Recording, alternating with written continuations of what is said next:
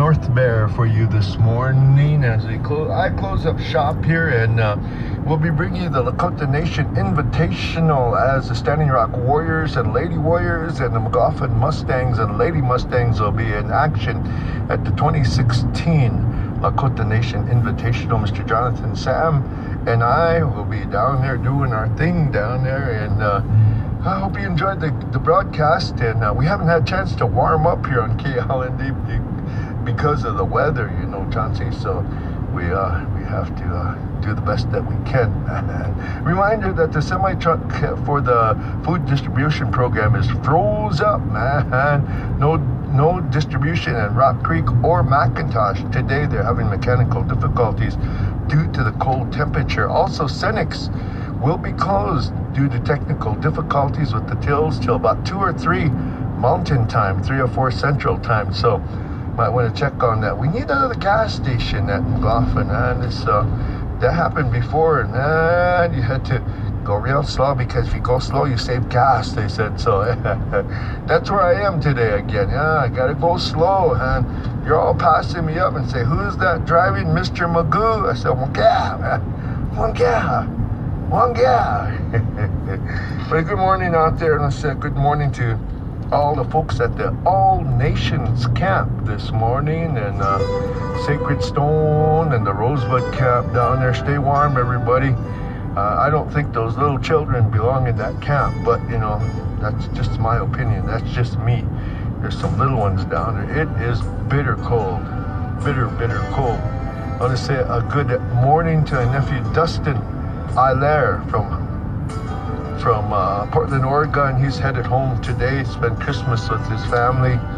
Say thank you for all he did at the camp, and really a nice, humble young man, and glad to call him nephew. He called me uncle, so he became my nephew. And I want to say safe travels to him. We'll see you in the spring. Also, I want to say good morning to Tim and Bonnie Sayre and the folks over in Eureka, South Dakota. Thank you for your support from Eureka in effort to stop this pipeline. I really thank all of you folks that have taken that time to help, because you can't drink oil. They say, well, you're still driving the car. You have to say, well, are you still drinking water?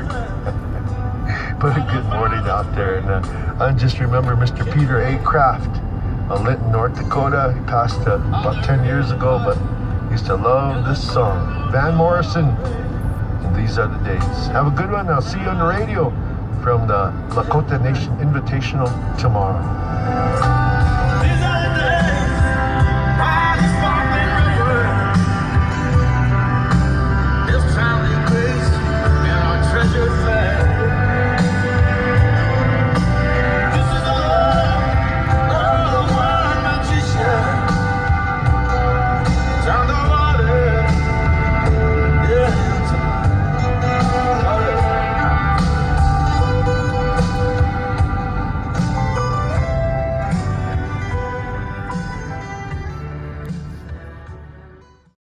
As you can see behind me, there are so many different campsites, many different campsites all over the place. How some of these folks can bear to stand these blistering cold weather really is beyond me. I'm freezing.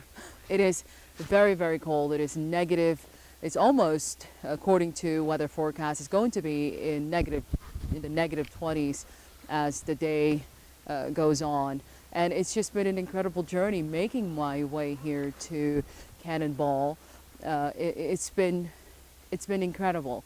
I've learned a lot about the people of South Dakota and also North Dakota, and have experienced a lot of their culture, which is really significant and a great part of our collective American culture. It's truly something to be out here and to really see a bunch of people coming together to stand up for what they strongly believe in. I was in Bismarck yesterday, and it was a completely different feel. A lot of people in Bismarck don't support the protesters. They're actually very much against it and think that they've caused way more havoc than any good that they've brought. And it's a completely different feel. It's really against what's happening here. I heard a lot of people talk about the destruction of the protesters, how much frustration they're causing the locals here.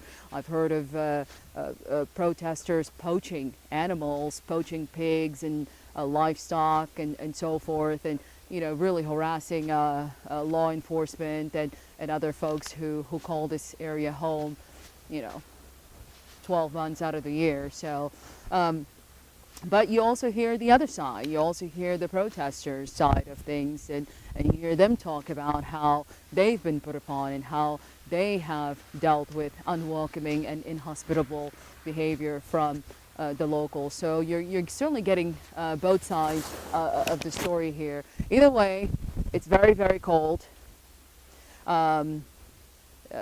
These people are not budging. They're not going anywhere. That's pretty clear from the campsites behind me, as you can see. It's incredible. I'm going to continue to move into the camp. I was told I have to get another press pass. You have to have a press pass just to be here. Although I have a press pass, it doesn't matter. You have to have a press pass from the protectors, as they would prefer to be called, rather than protesters. You have to actually go to the media camp, which they have, and get some special passes so you're able to be here.